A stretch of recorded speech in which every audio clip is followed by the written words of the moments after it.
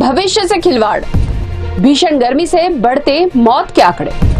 नमस्कार, मैं हूं रूपाली बर्वे और आप देख रहे हैं वेब दुनिया की खास पेशकश WD नाउ, जिसमें बात करेंगे खास खबरों के अलग अंदाज। डॉक्टर बनने के लिए रोज 8 से 10 घंटे की जा रही तोड़ मेहनत, इसके बाद परीक्षा और रिजल्ट का इंतजार। फिर खबर आती है कि पेपर लीक हो गया। नीट यूजी एग्जाम में यही हुआ। अब परीक्षार्थी खुद को ठगा हुआ महसूस कर रहे हैं। परिजन सदमे में है कि बच्चों के साथ उनकी उम्मीदों पर भी कुठाराघात हो गया।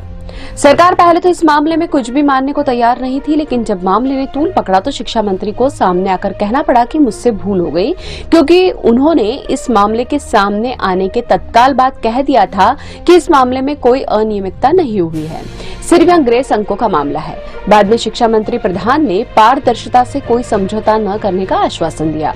उन्होंने कहा कि हम बिहार सरकार से लगातार संपर्क में है। प्राथमिक जानकारी के अनुसार कुछ एरर स्पेसिफिक रीजन में सीमित है। पुख्ता जानकारी आने पर दोषियों पर कड़ी से कड़ी कार्रवाई की जाएगी।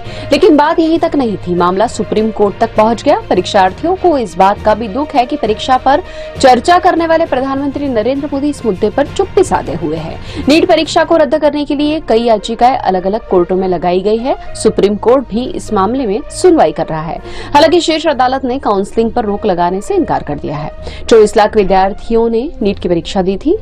4 जून को परिणाम आने के बाद से ही बवाल मचा हुआ है। यह एग्जाम कुल 720 नंबर की होती है। 67 छात्रों में से 720 में से 720 नंबर आए, कुछ को 719 और 718 नंबर आए। एनटीए ने अपनी सफाई में कहा कि 1563 छात्रों को ग्रेस मार्क्स दिए गए हैं। बाद में ग्रेस अंक रद्द कर दिए गए और अब इन विद्यार्थियों की नए सिरे से परीक्षा होगी। इसी बीच आनन फानन में नेट की परीक्षा रद्द कर दी गई। हालांकि नेट परीक्षा को लेकर कोई शिकायत भी सामने नहीं आई थी। विद्यार्थियों का मानना है कि इससे उनका समय बर्बाद हो रहा है। शहर या कस्बे से 200 से 300 किलोमीटर दूर परीक्षा सेंटर आता है। वहां जाने के बाद पैसा भी बर्बाद होता है। पूरी मेहनत पर पानी फिर गया। विद्यार्थी सवाल उठाते हैं कि क्या फिर परीक्षा होने की स्थिति में सरकार हमारे आने जाने का खर्च देगी। दूसरी ओर यदि नेट की परीक्षा रद्द होती है तो पूरा सेशन ही गड़बड़ा जाएगा। कब परीक्षा होगी, कब रिजल्ट आएगा और कब काउंसलिंग होगी। दरअसल परीक्षाओं के पेपर लीक होने के मामले लंबे समय से चले आ रहे हैं। पिछले 5 साल में ही 15 राज्यों में 41 परीक्षाओं के पेपर लीक हो चुके हैं।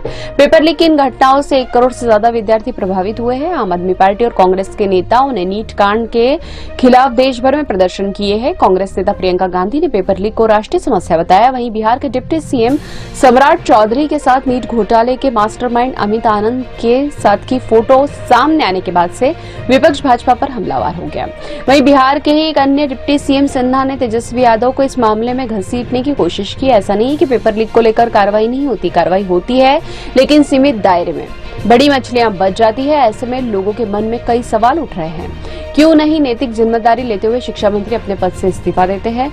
क्यों एनटीए चेयरमैन और उसके शीर्ष अधिकारी अब तक अपनी कुर्सियों पर बैठे हुए हैं? आश्चर्य इस बात का है कि एनटीए चेयरमैन प्रदीप जोशी की अध्यक्षता में ही जांच कमेटी बनाई गई है और ऐसे और भी सवाल है जिनका विद्यार्थियों को और उनके परिजनों को हमेशा इंतजार रहेगा। भारत समेत दुनिया के कई देश भीषण गर्मी से जूझ रहे हैं। एशिया और यूरोप में सैकड़ों लोगों की गर्मी के चलते मौत हो गई है। अमेरिका में भी लोग गर्मी से परेशान हैं। इससे पहले अमेरिका के इलिनोइस और नॉर्थ डकोटा में 1936 में भयंकर गर्मी पड़ी थी। इसमें करीब 5000 लोगों की मौत हो गई थी। भारत में बड़ा हिस्सा भीषण गर्मी झेल रहा है। लू जानलेवा साबित हुई है। लू के कारण 1 मार्च से 20 जून के बीच 143 लोगों की मौत हुई और करीब 41,789 लोग भीषण गर्मी के चलते बीमार हुए हैं। आंकड़ों के अनुसार उत्तर प्रदेश में सबसे अधिक गर्मी प्रभावित है और जहां 35 मौतें हुई है। इसके बाद दिल्ली में 21 और बिहार और राजस्थान में 17 मौतें हुई। हालांकि आंकड़ा और अधिक भी हो सकता है। दूसरी ओर हज के लिए गए 1000 से ज्यादा जायरीनों की मौत हो गई है और इसमें 98 भारतीय है। सैकड़ों लोग लापता बताए जा रहे हैं। विदेश मंत्रालय के प्रवक्ता रणधीर जायसवाल ने कहा कि पिछले साल हज की पूरी अवधि में भारत के कुल 187 लोगों की मौत हुई थी। उन्होंने कहा कि इस साल 1,75,000 भारतीय हज के लिए मक्का गए हैं। यूएई के कानून के मुताबिक वहां मरने वालों को वहीं दफनाया जाता है। शव परिजनों को नहीं सौंपे जाते। अंतिम दर्शन भी वही परिजन कर पाते हैं जो मृतक के साथ होते हैं। हज की अवधि 9 मई से 22 जुलाई तक है। दूसरी ओर गर्मी से जल संकट भी बढ़ा है। पिछले कुछ सप्ताह से जारी भीषण गर्मी के बीच 150 प्रमुख जलाशयों के भंडारण स्तर में लगातार गिरावट आई है और यह कुल भंडारण क्षमता का 21% रह गया है।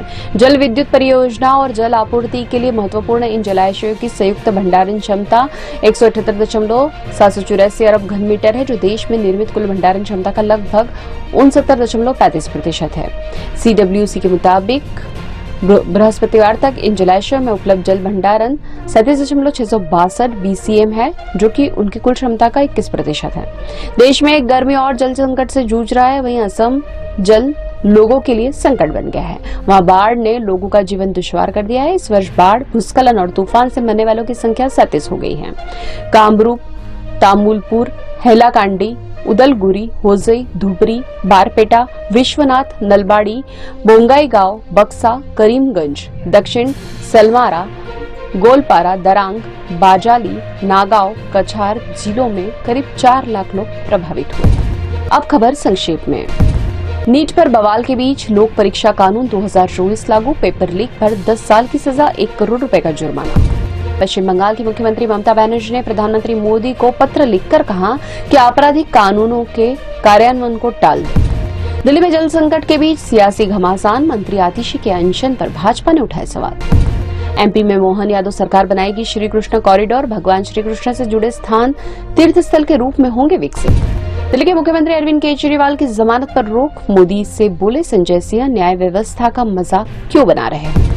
यदि वेब दुनिया की खास पेशकश WD नाउ अगले सप्ताह की सुर्खियों के साथ फिर हाजिर होंगे। नमस्कार।